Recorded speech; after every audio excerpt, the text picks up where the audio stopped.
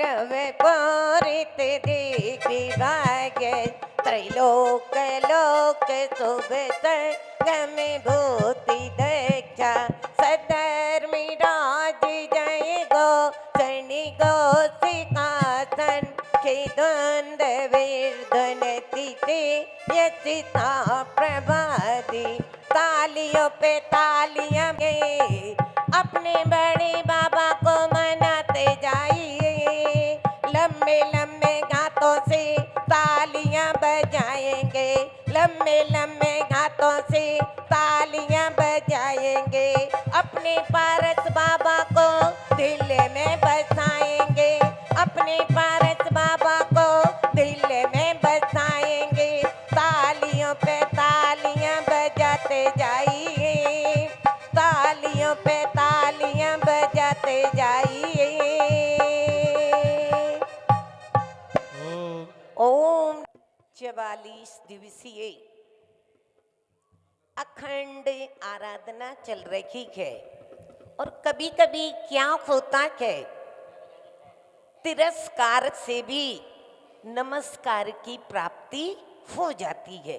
कभी कभी कोई किसी व्यक्ति का तिरस्कार भी करता है लेकिन वो सामने वाले के लिए बहुत लाभदायक भी बन जाता है। ऐसा प्रकरण अष्टपाहुड़ के अंदर मुनिराज का शिवभूति मुनिराज का हम सभी को प्राप्त होगा और वो ऐसा प्रकरण था कि दिगंबर मुनिराज 12 वर्ष तक तपस्या करते रहे लेकिन उन्हें ज्ञान की प्राप्ति नहीं हुई। एक दिन गुरुजी को बड़ा गुस्सा आया और गुस्से में आकर के उन्होंने क्या किया उन शिवभूति मुनिराज को संग में से आज्ञा सम्यक तो देते हुए और क्या कहा कि तुम संग से जाओ। मुनिराज को कुछ आता तो नहीं था। उस समय उन मुनिराज को बड़ा बुरा लगा। कैसा बुरा लगा कि अब मैं क्या करूंगा, मुझे कुछ आता जाता तो है नहीं। लेकिन गुरु आज्ञा मानते हुए उन्होंने आगे निकल पड़े। लेकिन जैसे कि वो निकले ना तो क्या हुआ 10 कदम पर एक नदी पड़ती थी और पहले के समय में क्या था पानी की इतनी सुविधाएं घरों में नहीं हुआ करती थी। कुएं से पानी आता था तो एक महिला दाल लेकर के ऐसे ही ठंडी का समय था तो छिलके वाली दाल को भिगोया मंगोड़ी बनाने के लिए। छिलका अलग करने में घर में पानी अधिक लगेगा तो उसने नदी पर वो छिलके निकालने के लिए वो दाल को लेके जाती है और जैसे ही वो दाल को लेके जाती है मुनिराज की दृष्टि उस पर पड़ जाती है और उसने दाल अभी तक तो छिलके सहित थी लेकिन जैसे ही नदी के पानी में उस टोकने को रखते ही दोनों हाथों का घर्षण प्रारंभ किया दाल में और नदी में उस टोकनी को डुबाया तो छिलके छिलके क्या हो गए ऊपर ऊपर तैर कर निकल गए और वो सफेद सफेद दाल उस टोकने में रह गई। इतना देखते ही उन शिवभूति मुनिराज को वेद विज्ञान की जागृति हो गई। मोक्ष मार्ग में ज्ञान की आवश्यकता नहीं है। किसकी आवश्यकता है? मोक्ष जाने के लिए भी किसकी आवश्यकता है? तो कहते कि ज्ञान की नहीं वेद विज्ञान की आवश्यकता है।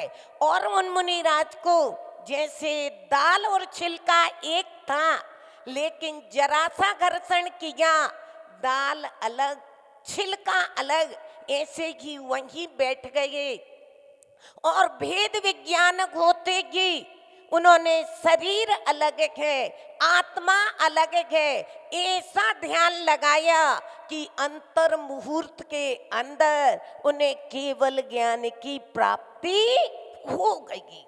समझ में आया कि नहीं? अब वहां केवल ज्ञान घोतेगी। चतुर्निकाय के देवों ने देव दुंदुभी, पुष्प वृष्टि और अतिशय होने लगे, और जैसे कि ये आवाज सुनाई दी तो उन मुनिराज ने जिनने भेजा था, वहां सारे मुनिराज कह रहे, गुरुजी ये क्या हो रखा है, गुरुजी ये क्या हो रखा है। तो कहते हैं कुछ नहीं, जो शिवभूति यहाँ से गया था उसे केवल ज्ञान की प्राप्ति हो गई। तो कहते हैं इन प्रभु भक्ति की इतनी महिमा है, इतना वैभव है कि यह व्यक्ति एक क्षण यदि अपनी ओर निहार ले तो उसे सांसारिक भी और लौकिक भी सारी चीजों की प्राप्ति हो जाती है। ऐसी ही भावना से चलेंगे। अस्तागे विभुविना दीपेगीति संदे माराधयन्ति विदुवत् विदुतानि कृत्या भक्त्युल्लसत् पुलकिपस्मलिदिगिदिशा पादद्वयं तव विभो भुवि जन्मे भाजा।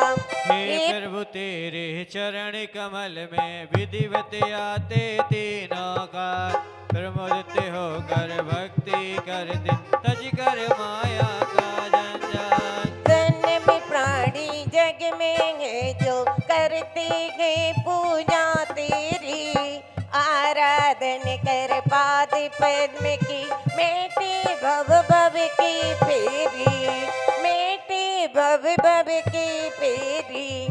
ओम ह्रीं धार्मिक बंदिताए, क्लीं महाबीजाक्षर सहिताए, पार्श्वनाथ जिनेन्द्राये जलादि अर्घं निर्विपामिति